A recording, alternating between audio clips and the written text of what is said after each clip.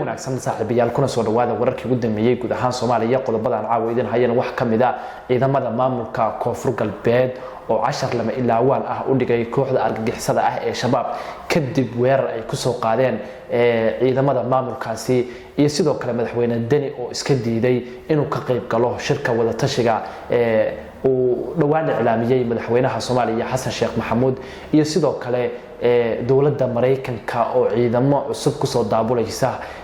magaalada Boosaaso ee maamulka Puntland maxay yihiin ciidamadaasi iyadana waa dul istaagi doonaa qodobadaas oo faahfaahsan daawadinta kula wadaagin wax ka codsanaya in ay YouTube-ka ku soo birto oo subscribe lahad muuqaalkana like saarto gambarka furto si ay ku soo gaaraniin warbixinada maalinlaha halka ku soo gudbino haddii aan ku bilaabo ciidamada maamulka Koonfur Galbeed ayaa saaka 10 lama ilaawaan ah u dhigay kooxda al-shabaab kadib weerar ay saaka aroornimadii ay ku soo qaadeen ciidamada maamulkaasi meydadka kooxda ayaa lagu soo bandhigay magaalada Baydhabo caasimada maamulkaasi madaxweynaha dawlad goboleedka Koonfur Galbeed Cabdicasiis Xasan Maxamed Laftar Gareen oo maanta dhiirigelin ugu tagay cutubyo ka tirsan ciidamada xoogga dalka iyo sidoo kale daraawiishta Koonfur Galbeed ku sugan furimaha dagaalka ayaa ku dhiirigeliyay guulaha waaweyn oo ay ka soo hoyeen kooxda al-shabaab oo saaka weerar fulinimo ah ku soo qaaday ciidamada ayaa saaka fuliyay howlgal guuleystay oo lagu dilay in ka badan 35 dhagar qabe oo ka tirsan kooxda khawaarijta ee shabaab sidoo kalena waxa kooxda laga dhaawacay in ka badan 60 maleeshiyaad ah meydadkooda ayaa saaka lagu soo bandhigay magaalada caasimada ah ee Baydhabo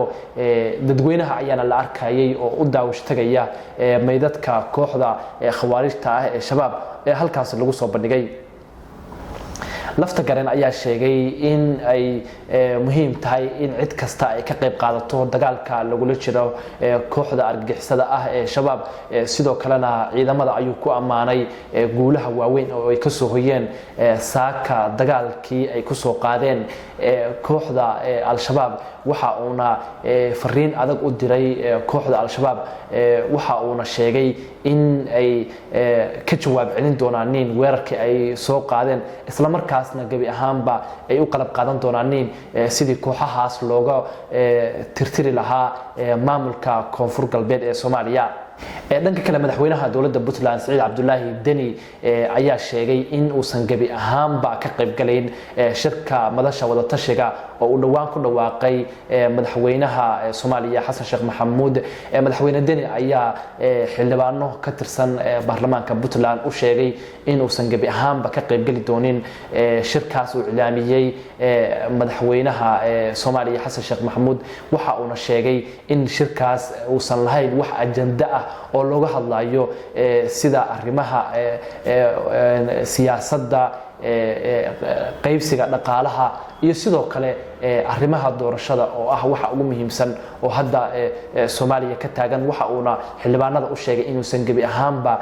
ka qayb gali doonin sidoo kale madaxweyne Xasan Sheekh Maxamuud ayaa la filayaa in uu shirkaasi soo fariisiyo madaxweynaha maamulka SSC Khaatumo si uu u matalo maamulada Jubbaland iyo sidoo kale Puntland Jubbaland ayaa iyaduna sidoo kale gabi ahaanba laga reebay inay ka soo qayb gasho Puntland iyaduna waxa ay diiday in ay ka qayb gasho waxa ugu weyn oo dawladda federaalka Soomaaliya haatan la filayo inay u wadwado aqoonsiga iyo sidoo kale kor u qaadida maamulka SSC Khaatumo ayaa dad badan aaminsan yihiin inay tahay in lagu dhabarjabiyo maamulada Jubbaland iyo sidoo kale Puntland oo ay khaati ka taagan tahay